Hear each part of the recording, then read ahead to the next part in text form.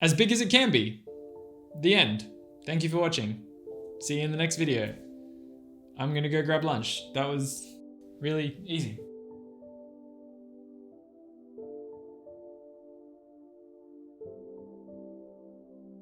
Welcome back to my channel. My name is Reese, and although I kind of already answered the question because obviously saving as much as you can for a house deposit is important, I have a few key discussion points that I want to go over just to put some thought into the idea of how much you really need and how much you really should be looking towards saving when you're looking at buying a property. What you can afford isn't just about what the bank says you can afford. When looking to buy a property, your lifestyle is probably going to be one of the most important things that is going to have to be taken into account as part of this process. There is a range of factors and considerations that need to be taken into account when following through with this process. These considerations will lead you to a percentage, which I'll call a safe deposit, a safe amount of money which will guide you away from any unexpected costs and make sure that you are putting enough money towards the purchasing of a property, whether it be a home to live in or an investment down the line. The first thing that I want to touch on today are the fees associated with purchasing a property that aren't the actual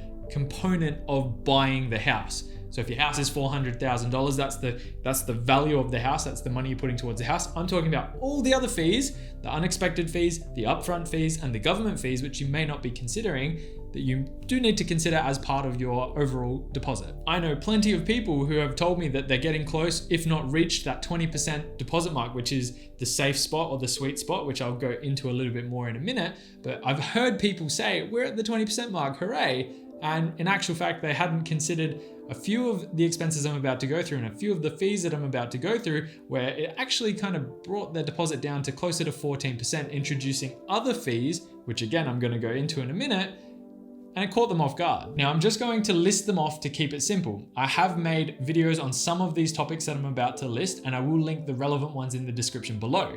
Here are some of the most common government and upfront fees which aren't considered when going through the purchasing process. These include LMI or lender's mortgage insurance, stamp duty, moving costs, conveyancing or legal fees, home and contents insurance, costs to furnish a home, utility connections, internet, gas, power, things like that, bank fees such as appraisal fees, bank fees which are actually required to set up the loan, pest and house inspection costs, and the title transfer fee, which I guess could be counted as part of your conveyancing fees. Most of these upfront fees will need to be paid in full, meaning you can't tack them onto the end of your loan, thus increasing the size of your loan, which then means that it's going to come out of your deposit, or most likely going to come out of your deposit, which then again means that the size of your deposit is going to be less than what you may have thought it was going to be. Another reason why you want to try and max out your deposit size is because the more you save for your deposit, the greater confidence you're going to give your lender.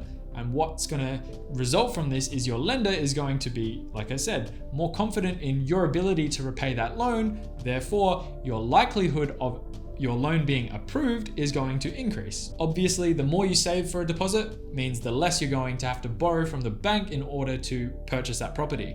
What does this result in? And it should result in you having to pay less interest to the bank over the life of the loan because you borrowed less money. Therefore, your repayments should be easier to make and you should be able to make them faster over time. And eventually you're going to pay it off much quicker. This is a good thing for you because it means you pay less to the bank, so you lose less money. You get to own your home outright sooner and you get more money back in your pocket because instead of paying the bank interest, money's going back into your bank account. This is probably one of the most important ones, and I definitely talk about this in a lot of my videos, and that is having a deposit of less than 20% will usually result in you needing to pay what's called LMI or lender's mortgage insurance. And this can be in the thousands and up to the tens of thousands of dollars, depending on how big your deposit is. That being said, if you do have someone to go guarantor for you, you may avoid paying LMI, and ultimately this won't be applicable to you. I have made a video about the guarantor scheme and I have linked it below. I'm just going to quickly sidestep for a moment because I think this is an important thing to cover in this video, and that is if you are trying to figure out if you are going to have to pay LMI, I highly recommend getting your head around something called LVR, or the loan to value ratio.